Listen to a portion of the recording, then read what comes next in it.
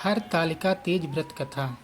एक कथा के अनुसार माँ पार्वती ने अपने पूर्व जन्म में भगवान शंकर को पति रूप में प्राप्त करने के लिए हिमालय पर गंगा के तट पर अपनी बाल्यावस्था में अधोमुखी होकर घोर तप किया। इस दौरान उन्होंने अन्न का सेवन नहीं किया, काफ़ी समय सूखे पत्ते चबाकर ही काटे और फिर कई वर्षों तक उन्होंने केवल हवा ही ग्रहण कर जीवन व्यतीत किया। माता पार्वती की यह स्थिति देखकर उनके पिता अत्यंत दुखी थे। इसी दौरान एक दिन महर्षि नारद भगवान विष्णु की ओर से पार्वती जी के विवाह का प्रस्ताव लेकर माँ पार्वती के पिता के पास पहुँचे, जिसे उन्होंने सहर्ष ही स्वीकार कर लिया।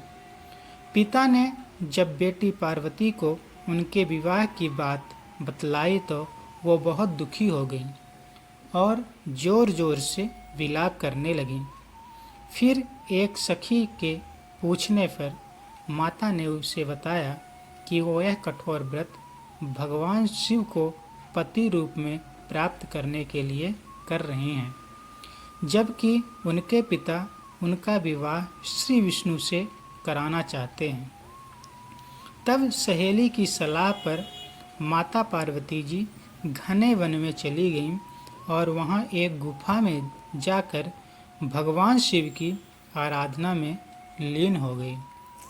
माँ पार्वती के इस तपस्विनी रूप को नवरात्रि के दौरान माता शैलपुत्री के नाम से पूजा जाता है।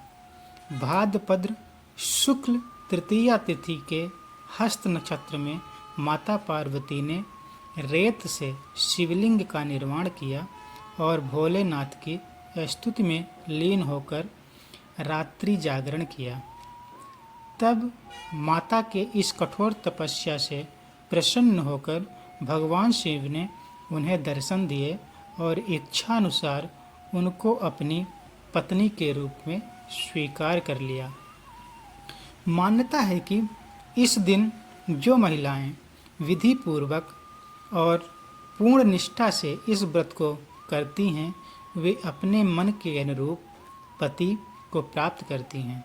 साथ ही यह पर्व दाम्पत्य जीवन में सुखी बनाए रखने के उद्देश्य से भी मनाया जाता है। बोलिए शंकर भगवान की जय, माता पार्वती की जय। हर हर महादेव।